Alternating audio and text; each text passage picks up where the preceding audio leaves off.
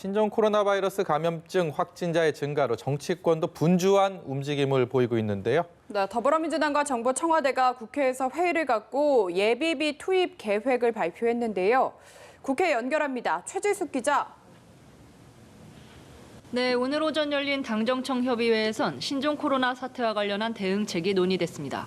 민주당 지도부와 정세균 국무총리, 홍남기 경제부총리 등이 참석한 가운데 우선 코로나 바이러스 감염증 대응에 3조 원대 예비비를 투입하기로 결정했습니다.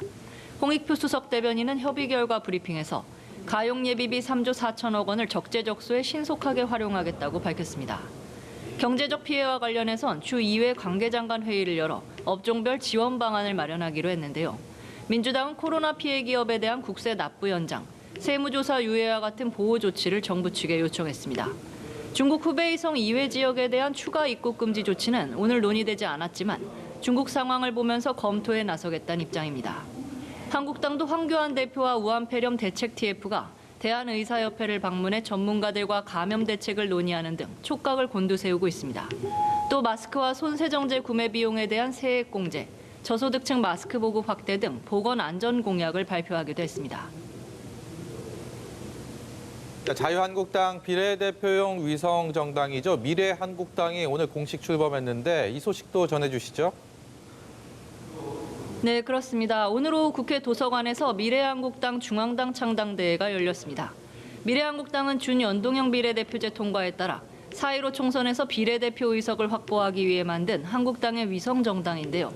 자유한국당 지도부가 총출동한 가운데 총선 불출마를 선언했던 한성교 의원이 미래한국당 대표로 선출됐습니다.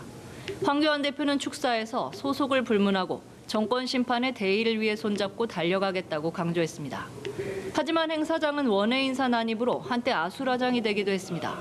오태양 미래당 대표는 연단에 난입해 미래한국당은 불법 정당이라면서 해산을 촉구했고 이를 제지하는 당원들과 몸싸움이 벌어지기도 했습니다. 미래한국당은 총선 불출마를 선언한 의원들을 중심으로 현역 의원을 확보해 정당 투표용지에서 한국당 자리인 두 번째 칸을 차지하겠다는 계획입니다. 민주당은 이 같은 한국당의 의원 꺼주기를 통한 미래한국당 창당에 대해 연동형 비례대표제 도입 취지를 무산시키는 꼼수라며 강하게 반발하고 있습니다. 한편 오후부터 시작된 한국당 공관위 회의에선 공천 배제 기준에 대한 추가적인 논의가 이뤄졌습니다.